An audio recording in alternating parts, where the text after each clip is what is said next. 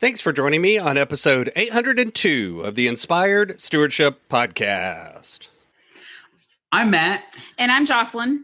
From the Family Life Movement Podcast.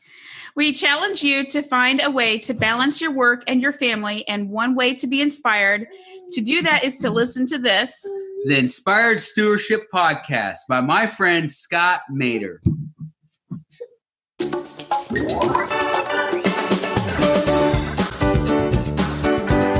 He hung out with poor people, with tax collectors, with other folks that were at the fringes, and yet he reached them because he connected with them first. He looked at them first as having worth, as having something that was worth reaching out to, something that was worth connecting to. Welcome and thank you for joining us on the Inspired Stewardship Podcast. If you truly desire to become the person who God wants you to be, then you must learn to use your time, your talent, and your treasures for your true calling. In the Inspired Stewardship Podcast, you will learn to invest in yourself, invest in others, and develop your influence so that you can impact the world.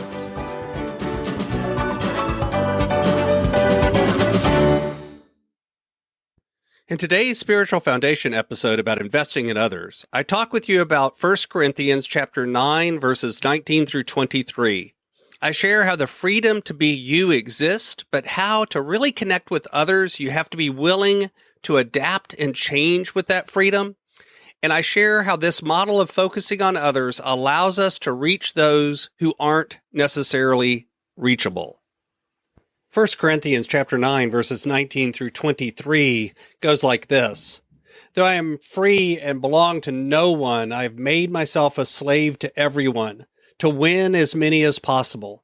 To the Jews I became like a Jew to win the Jews. To those under the law I became like one under the law, though I myself am not under the law, so as to win those under the law. To those not having the law I became one not having the law, though I am not free from God's law, but am under Christ's law, so as to win those not having the law. To the weak I became weak to win the weak. I have become all things to all people, so that by all possible means I might save some. I do all of this for the sake of the gospel, that I may share in its blessings. The truth is that as Christians, we find ourselves in a unique sort of position of freedom through grace.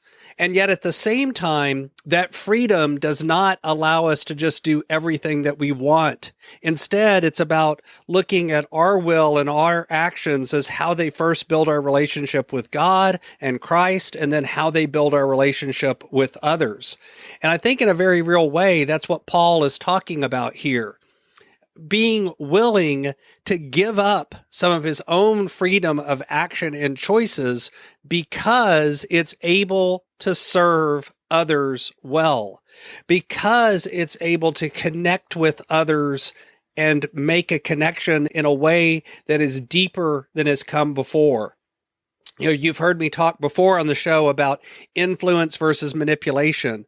Manipulation is when you set out to do something to make someone else do something because it's in your best interest, while influence is where you help other people become and do what is in their best interest.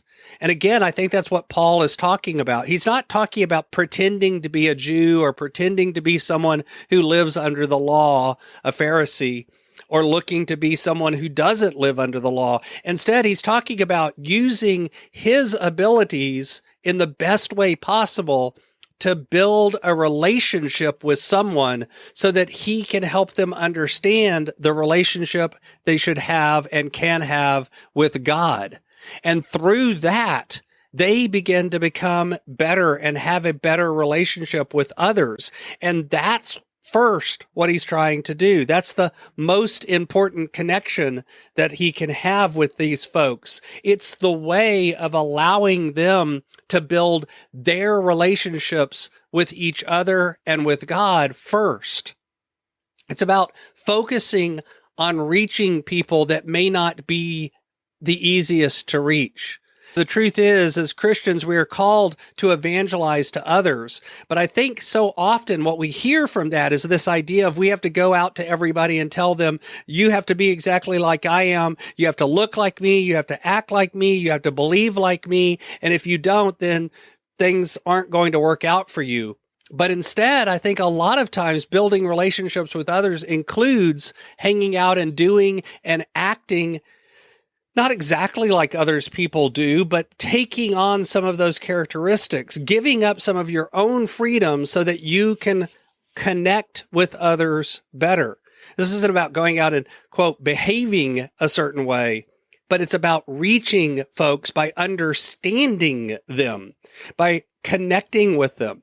If you think about it, the people that Christ hangs out with in the Bible are not necessarily the people that we would all think of as the pillars of society.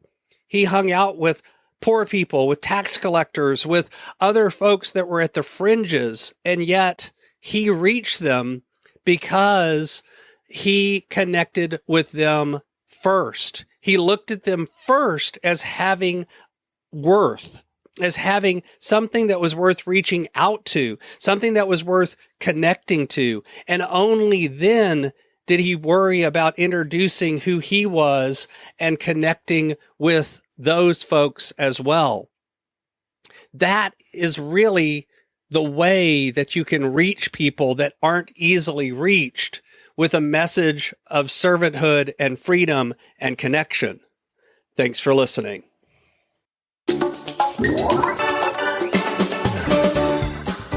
Thanks so much for listening to the Inspired Stewardship Podcast. As a subscriber and listener, we challenge you to not just sit back and passively listen, but act on what you've heard and find a way to live your calling. If you enjoyed this episode, do me a favor. Go over to facebook.com/inspired stewardship and like our Facebook page and mark it that you'd like to get notifications from us so that we can connect with you on Facebook and make sure that we're serving you to the best of our abilities with time and tips there. Until next time, invest your time, your talent, and your treasures. Develop your influence and impact the world.